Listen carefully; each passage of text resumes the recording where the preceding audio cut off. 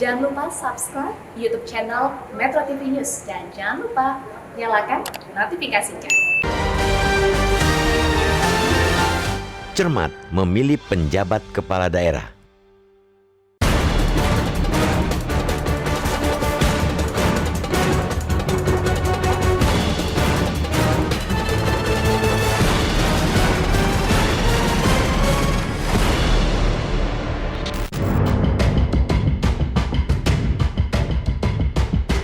Memegang kekuasaan daerah khusus Ibu Kota Jakarta selama 2 tahun tanpa harus berkeringat dan bermodal selangit untuk memenangi kontestasi, siapa yang tidak tergiur? Pun, siapa yang tak ingin menjadi pemimpin daerah di ratusan daerah lainnya tanpa harus habis-habisan berkompetisi? Itulah yang akan terjadi tahun ini ketika masa jabatan kepala daerah di 101 daerah berakhir. Mereka akan digantikan oleh pejabat kepala daerah sembari menunggu kontestasi pilkada serentak pada 27 November 2024. Mereka yang akan menggantikan sementara posisi Anies Baswedan sebagai DKI 1, misalnya, tidak perlu bertarung sengit di pilkada dan menghabiskan 65 miliar rupiah. Setidaknya, itulah jumlah yang dilaporkan saat pilkada DKI 2017. Dia juga tak perlu berlelah-lelah kampanye menyapa warga. Tidak perlu pula belusukan ke kantong-kantong suara. Ditambah lagi, sang penjabat akan memimpin daerah sendiri, tidak ada wakil, sehingga besar sekali kewenangan yang dimiliki. Tidak hanya Jakarta, 6 provinsi lain dan 94 kabupaten kota juga akan dipimpin penjabat gubernur, bupati, atau wali kota. Tahun depan lebih banyak lagi, ada 171 kepala daerah yang habis masa jabatan, 17 diantaranya merupakan gubernur. Total 272 jabatan yang akan lowong tersebut bakal diisi mulai bulan depan. Penjabat gubernur dipilih dari aparatur sipil negara yang menjabat pimpinan tinggi media atau setara eselon 1. Adapun untuk mengisi kekosongan kursi bupati wali kota diangkat pejabat yang berasal dari jabatan pimpinan tinggi pratama sesuai dengan ketentuan peraturan perundang-undangan. Penjabat kepala daerah kali ini sungguh punya arti tersendiri. Kalau penjabat sebelumnya biasa menjabat dalam hitungan bulan, kali ini tahunan, bahkan sampai 2,5 tahun. Mereka juga punya kekuasaan besar, kewenangan besar, dan tentu saja berpotensi mengusung atau dimanfaatkan oleh kepentingan-kepentingan besar. Karena itu, pemerintah mesti cermat, tak boleh main-main dalam memilih penjabat kepala daerah. Mereka yang diangkat, selain harus steril dari kepentingan politik, juga mesti punya kapasitas dan kapabilitas sebagai pemimpin daerah. Transparansi dan akuntabilitas dalam rekrutmen dan pengangkatan menjadi kemestian. Masyarakat tentu menginginkan penjabat kepala daerah selaras dengan aspirasi mereka. Haram hukumnya mereka yang menjabat nantinya malah sibuk dalam urusan politik praktis dengan memanfaatkan jabatan yang disandang. Publik tidak ingin para penjabat kepala daerah hanya membawa kepentingan elit kekuasaan untuk mengamankan kepentingan politik menuju pemilu 2024. Amat tidak elok jika mereka bukannya memperjuangkan kesejahteraan rakyat di daerah, tetapi malah ikut campur dalam urusan elektoral. Jangan pula penjabat yang ditunjuk karena proses yang culas. Publik trauma dengan masih banyaknya praktik jual beli jabatan yang diungkap oleh Komisi Pemberantasan Korupsi. Jangankan posisi kepala daerah yang mentereng, jabatan kepala dinas saja banyak yang dihargai ratusan juta hingga miliaran rupiah.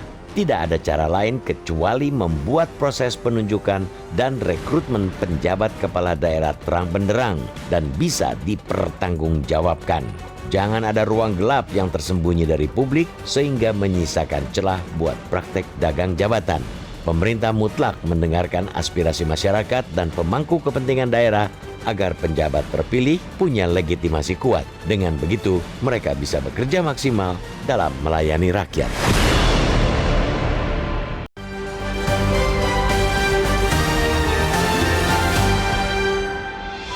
Terima kasih pemirsa, Anda masih bersama kami di Editorial Media Indonesia. Dan Bang Elman, kita mau bertanya dulu Bang, sebelum kita berdiskusi. Kita sudah tersambung lewat saluran telepon dengan anggota Dewan Pembina Perludem, Titi Anggraeni. Mbak Titi, selamat pagi. Selamat pagi Bang Leo, Bang Elman, sehat selalu. Sehat-sehat. Mbak Titi, penjabat kepala daerah tahun ini ada 101, itu harus dijabat oleh ASN ya Mbak Titi ya? Betul sekali. Jadi kalau ketentuan pasal 201 ayat 9 Undang-Undang Nomor 10 Tahun 2016 menyebutkan penjabat gubernur itu harus berasal dari jabatan pimpinan tinggi madya atau JPT madya. Sedangkan penjabat bupati wali kota itu dari jabatan pimpinan tinggi pratama. Nah, kalau kita melihat ketentuan Undang-Undang Nomor 5 Tahun 2014 tentang aparatur sipil negara, JPT Madya dan JPT Pratama itu sudah ada kriterianya dan itu berasal dari aparatur sipil negara. Nah, kalau untuk penjabat gubernur sebagai ilustrasi itu kan eselon 1 ya bisa berasal dari dirjen, irjen, setingkat posisi-posisi tersebut. Dan juga kalau di provinsi itu yang memenuhi syarat contohnya sekda provinsi misalnya. Itu masuk kriteria JPT Madya. Nah, kalau Pratama dia juga sudah ada kriteria-kriterianya. Jadi memang undang-undang itu sudah melimitasi harus aparatur sipil negara dengan persyaratan kepangkatan tertentu. Oke, kalau ASN ini nanti yang menentukan berarti Menteri Dalam Negeri? Kalau ketentuan yang ada menyebutkan kalau gubernur itu diputuskan kata akhirnya oleh presiden. Dan beberapa pernyataan Mendagri kan sudah menyatakan ya kalau gubernur nanti presiden yang akan putuskan. Sedangkan kalau untuk bupati wali kota itu adalah Mendagri atas usulan gubernur. Jadi itu skema yang sekarang diatur di dalam peraturan perundang-undangan kita.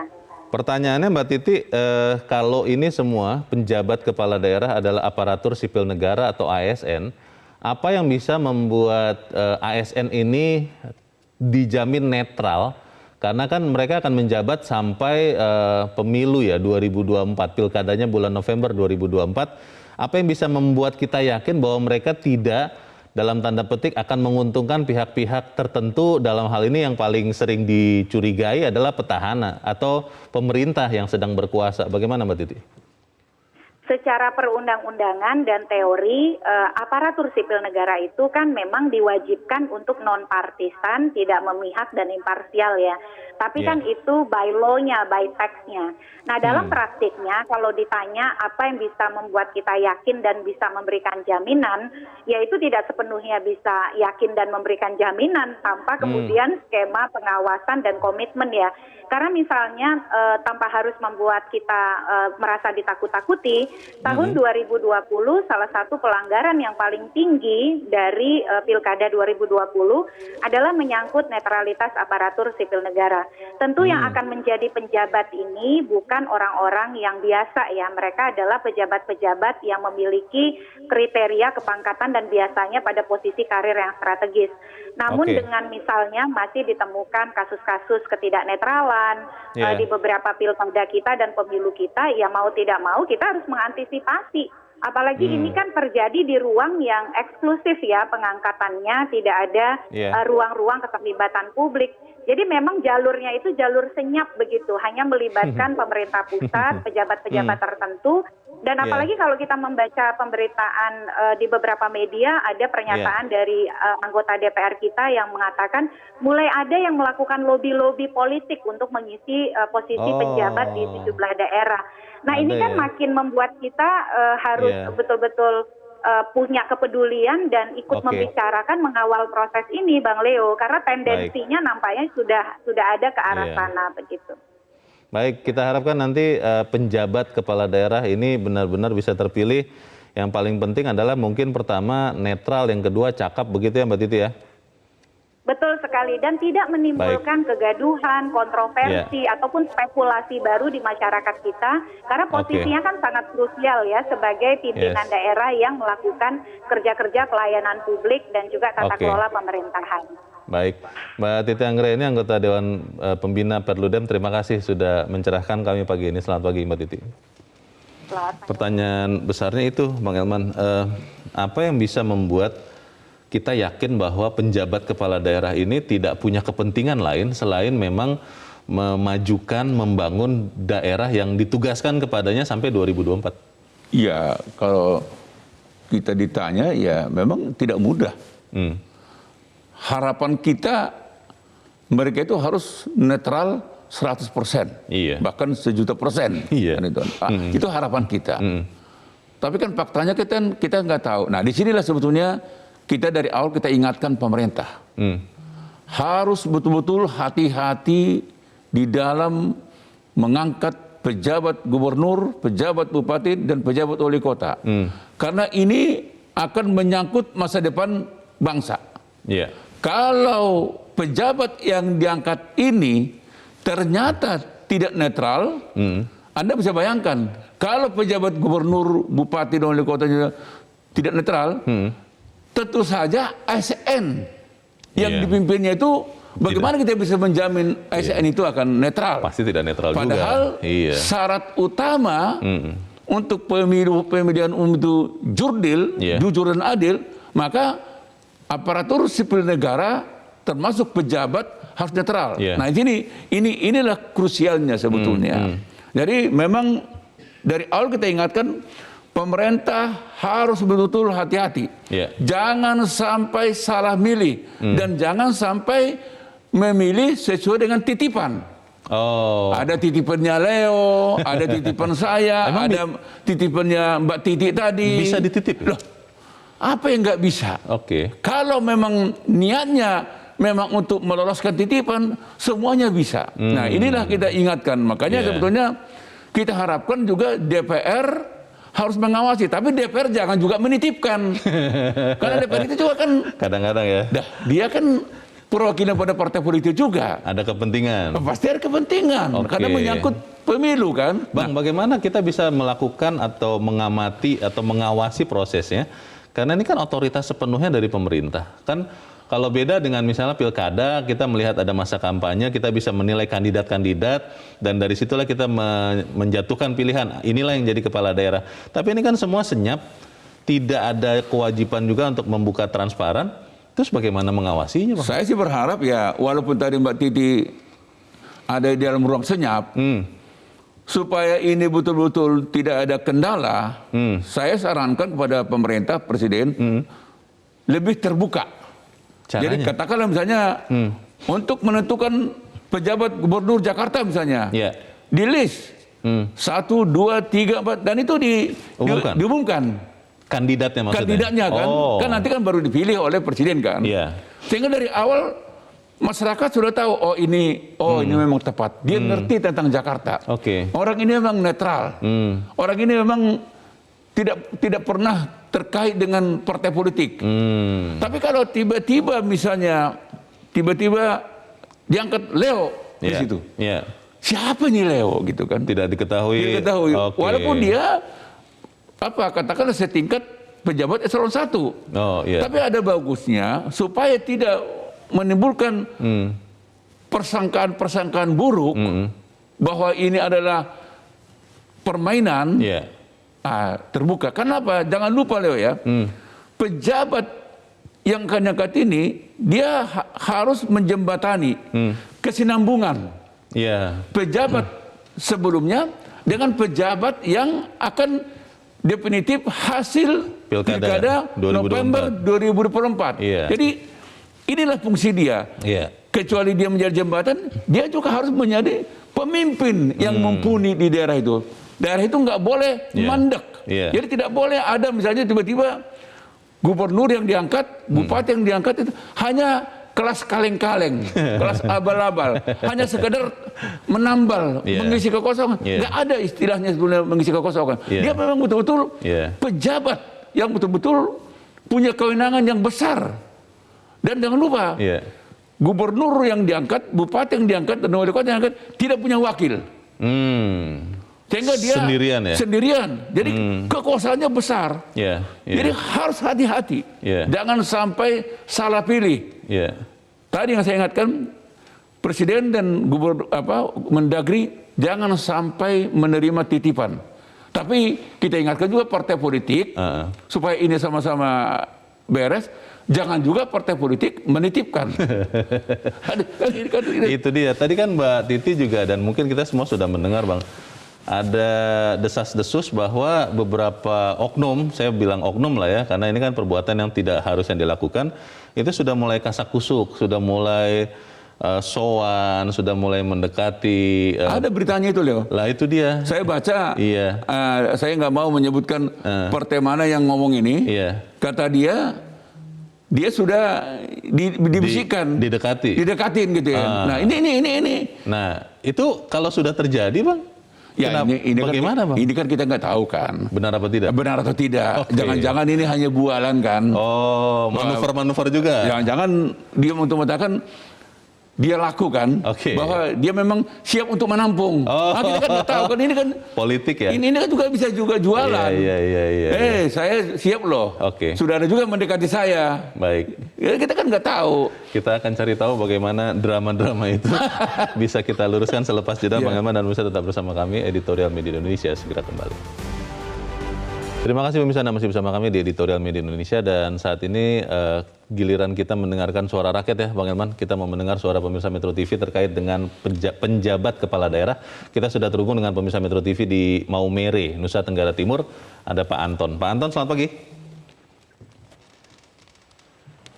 Pak Anton di Maumere, Nusa Tenggara Timur, selamat pagi.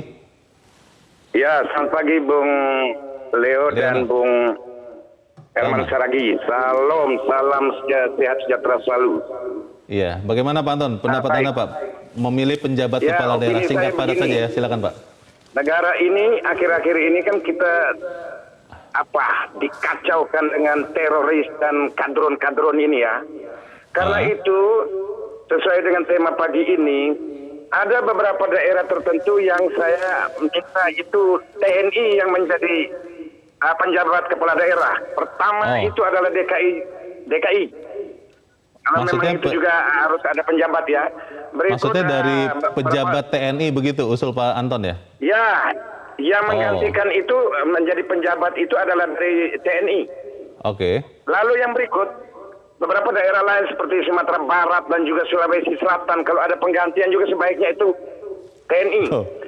Dan terakhir tadi Mbak Titi menjelaskan, kalau gubernur itu kan ditentukan oleh presiden ya. Sedangkan bupati ditentukan oleh Menteri Dalam Negeri. Sebaiknya Menteri Dalam Negeri juga mendengarkan aspirasi dari DPRD tingkat 2. Karena yang mengetahui penjabat yang akan menggantikan itu tidak harus mudah. Dan DPRD tingkat 2 lebih memahami tentang bagaimana itu kemantapan daripada penjabat pengganti itu. Jadi Menteri Dalam Negeri mendengarkan juga dari DPRD tingkat 2 gitu aja. Terima kasih Pak Anton di Maumere, Nusa Tenggara Timur. Selamat pagi. Di belakang Pak Anton ada Pak Abdurrahman di Batam, Kepulauan Riau. Pak Abdurrahman, selamat pagi Pak. Halo, selamat pagi Metro TV. Selamat pagi Pak Abdurrahman. Pagi. Silakan Pak, singkat padat saja. Kami hanya ingin menyampaikan bahwa dalam masa-masa seperti ini yang sangat pening kepala dia itu Menteri Dalam Negeri, Pak. Dan masyarakat sudah mengetahui bahwa bulan-bulan ini sudah mulai terjadi lobby besar yang terjadi dengan Kementerian Dalam Negeri dari partai politik yang berkeinginan supaya setidak-tidaknya ada yang mewakili partai politiknya. Dengan kebijakan seperti ini yang akan terjadi dua permasalahan akan muncul. Yang pertama mungkin secara positif kita akan melihat bahwa tidak akan terjadi kekosongan pemerintahan daerah dan program-program pembangunan di daerah akan berjalan seperti apa adanya. Artinya kita secara positif akan berpikir bahwa siapapun yang menjadi kepala daerah wajib dia menjalankan undang-undang. Dan yang kedua yang akan terjadi adalah akan terjadi konsolidasi politik secara struktural bagi masyarakat daerah dari pusat sampai ke daerah ketika kebijakan ini diambil bernuansa kepentingan politik. Artinya hal yang perlu kami sampaikan oleh masyarakat daerah bahwa seorang kepala daerah itu bukan robot. Seorang kepala daerah itu dipilih oleh masyarakat daerah pada zaman otonomi daerah yang sangat diharapkan itu ketokohan dia di daerah. Jangan sampai akan terjadi demo-demo yang ketika seorang ditunjukkan dan tidak dikenal oleh masyarakat daerah. Artinya kita mengusulkan kepada Menteri Dalam Negeri supaya siapapun yang dipilih untuk menjadi pejabat daerah, setidak-tidaknya putra daerah yang memenuhi syarat undang-undang untuk menjadi pejabat sementara di daerah. Supaya ada kedekatan dengan tokoh-tokoh dalam meminimalisir persoalan-persoalan yang terjadi di daerah. Paling tidak itu usulan kita, Pak. Terima kasih. Terima kasih Pak Abdurrahman di Batam, Kepulauan Riau. Selamat pagi. Di belakang Pak Abdurrahman ada Pak Sukiwi di Medan, Sumatera Utara. Pak Sukiwi, selamat pagi, Pak. Ya, selamat pagi Bung Leo, selamat pagi Bung Helman. Selamat pagi. Silakan Pak Sukiwi, pendapat Anda Pak. Singkat padat saja, silakan. Nah, kalau menurut pendapat saya, yang cermat itu adalah Presiden. Kenapa? Presiden yang mengangkat untuk gubernur, Mendagri untuk wali kota ataupun bupati. Ya, Mendagri itu kan bupati. Kalau Mendagri itu kan pembantu presiden.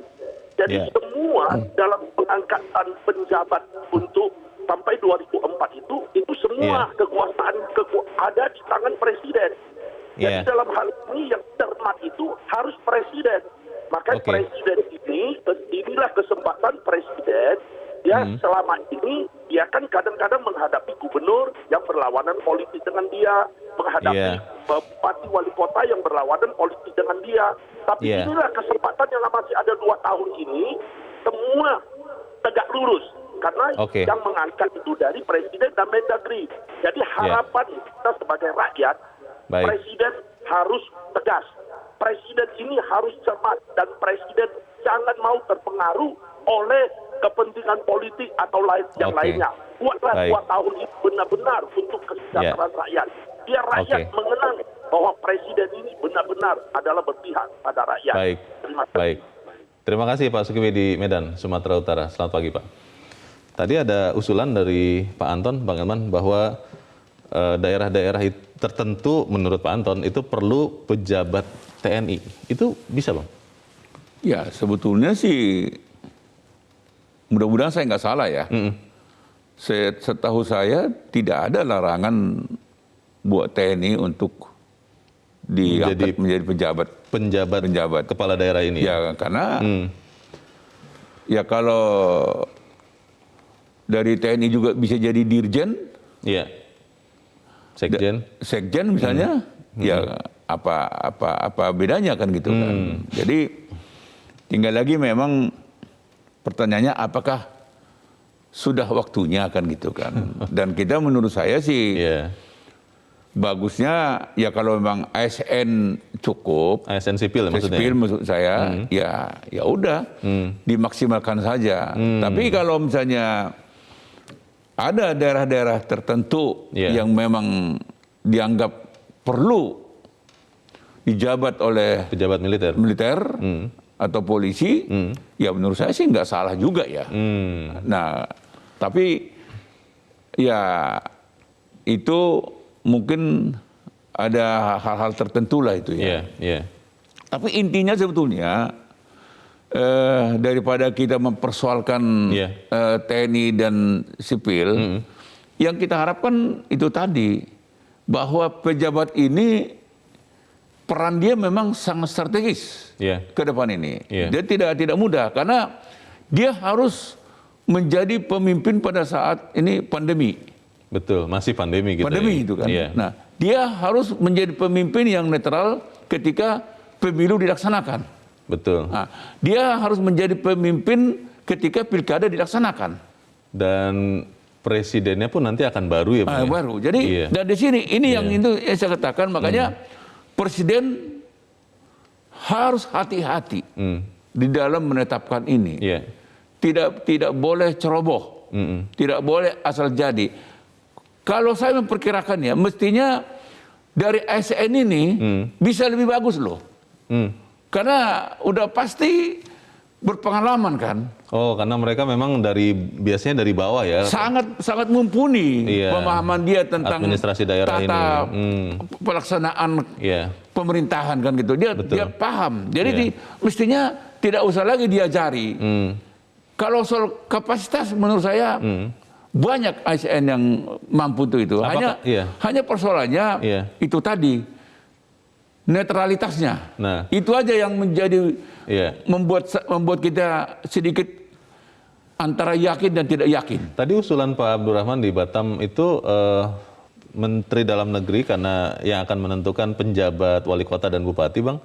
perlu memperhatikan aspirasi dari DPR di daerahnya, supaya kalau menurut Pak Abdurrahman, putra daerah lah atau tokoh daerah itulah yang ada di ASN yang menjabat di daerah itu. Perlu begitu atau tidak harus begitu? Kalau saya sih bukan hanya DPRD, seluruh aspirasi masyarakat harus betul-betul didengar dan diperhatikan. Di 101 daerah di tahun ini dan sampai tahun-tahun berikutnya. Tapi menurut saya tidak harus putra daerah. Tidak harus putra daerah. Kita ini kan NKRI. Jadi bukan tidak mungkin suatu saat misalnya kan orang Aceh mimpin menjabat gubernur di Papua. Kenapa tidak? Yang penting efektif ya. Efektif, dan dia memang mampu menjadi gubernur. Betul. Menjadi bapaknya rakyat di situ. Menjadi pejabat yang aspiratif terhadap apa yang diinginkan oleh masyarakat Papua kan. Jadi sebetulnya kan persoalannya bukan orang asli daerah itu. Itu tidak boleh menjadi syarat. Tidak jaminan juga. Tidak jaminan. Tapi yang penting dia paham. Untuk juga gubernur Jakarta misalnya, dia harus paham tentang Jakarta. Jangan sampai kita tempatkan gubernur di Jakarta orang yang tidak paham Jakarta. Jakarta ini kan kota metropolitan. Kompleks sekali. Kompleks sekali. Masalahnya. Daerah banjir lagi. Jangan sampai di daerah banjir, tapi ada pejabat gubernur kita tempat ke sini tidak suka untuk mengatasi banjir. Kan ini kan soal besar. Jadi menurut saya mengenai kekhasan daerah itu harus betul-betul menjadi syarat utama untuk dipahami ASN yang akan ditempatkan menjadi kepala daerah di situ. Bang, tadi ada juga usulan dari pemirsa atau dari Bang Elman ya, bahwa membuka nama-nama kandidat penjabat itu harus atau tidak usah dilakukan? Harus. Supaya tidak katakanlah membeli kucing dalam karung. Jadi pemerintah juga tidak terbebani. Semua tidak terbebani. Tapi kalau tiba-tiba misalnya pemerintah mengeluarkan kartu truf, ini kan bisa iya bisa tidak kan. Tapi kalau sudah terbuka, misalnya untuk pejabat gubernur Jakarta, kita siapkan 3 kandidat. A, B, C, dan seterusnya kan gitu kan. Kita minta tanggapan masyarakat. Tetapi yang menentukan kata akhir, ya tetap presiden. Gak boleh gara-gara ini tidak diterima, lalu otomatis dia tidak cakap. Gak bisa juga begitu. Bisa-bisa juga dia tidak diterima karena ya keinginan orang yang menginginkan ini beda. Tapi tetap apa yang ada aspirasi di masyarakat itu kita dengar, kita analisa, kita gumuli, lalu putuskan. Jadi ketika dia ditolak, tidak berarti dia tidak cakap. Justru jangan-jangan berbanding terbalik. Justru karena cakap makanya ditolak. Karena kecakapnya itu dia ditolak. Bukan karena dia orang pejabat lurus, bersih, maka dia ditolak kan. Karena ini nggak bisa diajak main ini kan. Gitu kan? Pernah kok kejadian seperti itu. Banyak. Pernah Banyak. Dan itulah sialnya orang jujur kan. Bang, pertanyaannya begini. Kalau kemudian pejabat setingkat dirjen, katakanlah dirjen, yang dipilih sebagai penjabat kepala daerah, itu bagaimana dia bisa melaksanakan fungsi, baik fungsi dirjennya maupun pejabat kepala daerahnya dengan sungguh-sungguh. Karena kan itu tugasnya luar biasa besar. Tapi kita harus jeda dahulu. Bang Elman dan Mas tetap bersama kami. Editorial Media Indonesia segera kembali. Terima kasih pemirsa, masih bersama kami di Editorial Media Indonesia. Kita di bagian akhir diskusi kita pagi ini. Bang Elman, kalau bicara fokus Bang, ketika seorang direktur jenderal dari lembaga kementerian atau lembaga manapun melaksanakan fungsi pejabat kepala daerah, itu apakah bisa membagi waktunya begitu rupa, Bang? Ya, memang tidak mudah ya, Bung Leo ya. Karena ini kan untuk pejabat kali ini kan ada sampai 2,5 tahun loh. Betul. Jadi kalau 2,5 tahun itu dikatakanlah disambi,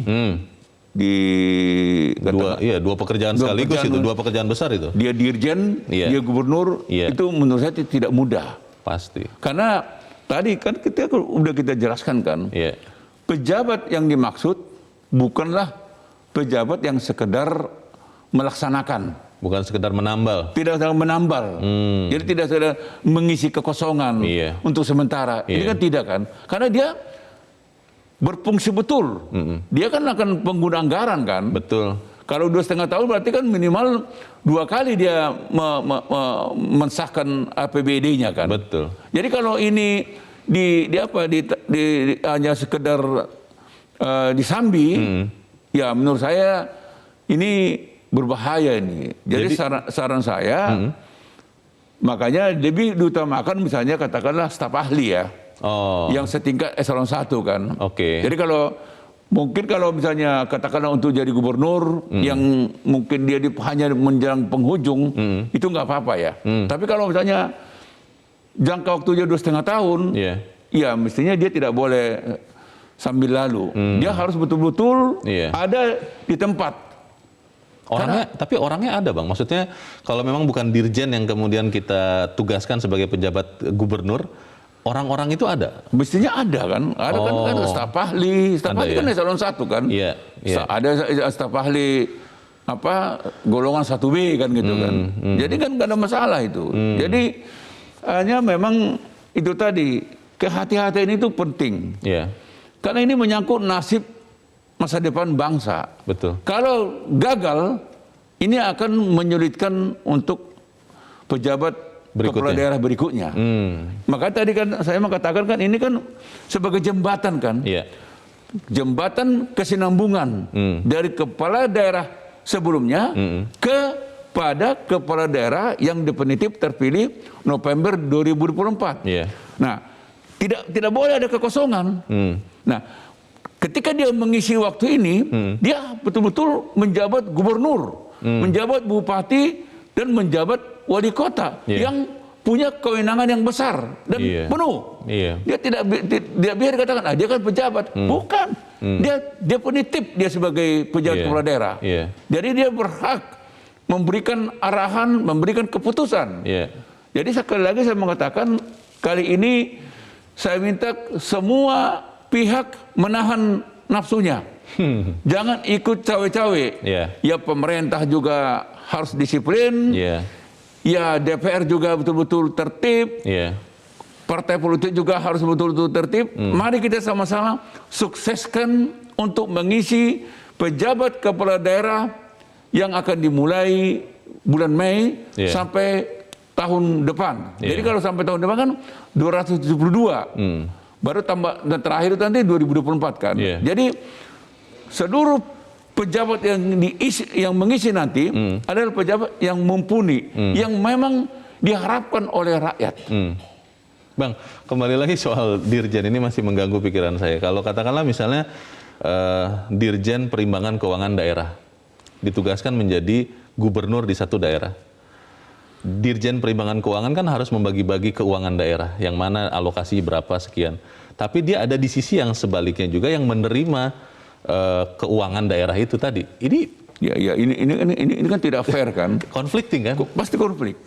Jadi makanya saya mau katakan kan, di sinilah sebetulnya dari awal dari dulu setuju saya, kalau memang di aparatur sipil negara sipil ini katakanlah tidak cukup. Nah, disinilah pentingnya kita minta bantuan daripada perwira tinggi dari kepolisian dan TNI. Kan menurut saya kan sama-sama dia abdi negara kan. Betul. Kenapa kita harus mencurigai TNI? Kenapa kita harus mencurigai polisi? Apa kita juga tidak mencurigai diri kita juga gitu kan? Jadi kalau menurut saya, marilah kita buka kesempatan untuk betul-betul kita mendapatkan pejabat kepala daerah yang mumpuni, yang betul-betul netral. Nah, kita harapkan kalau TNI yang sana dia harus netral. Betul. Polisi sana netral. ASN makanya sama kan. Betul. Jangan sampai nanti dia memberikan waktu semua waktu menjabat itu untuk memenangkan Leo misalnya. Memenangkan Herman katanya, itu nggak boleh. Tidak bisa. Kita dia harus melaksanakan pemilu yang jurdil, pilkada yang jurdil juga gitu, dan melaksanakan pemerintahan untuk pasca pandemi ini.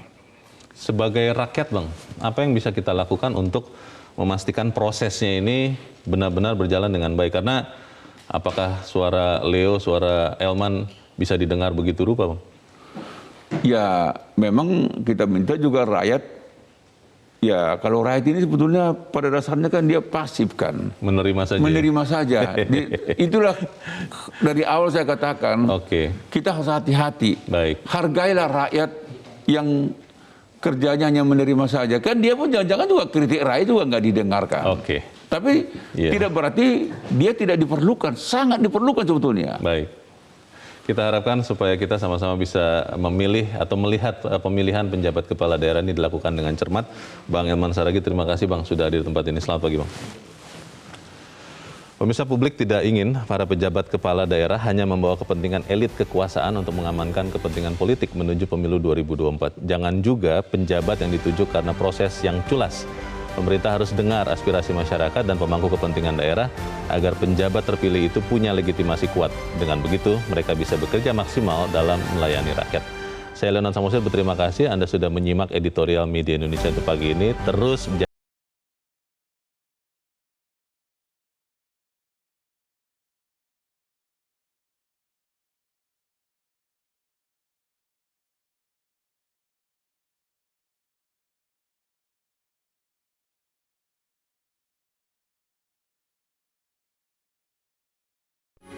Metro TV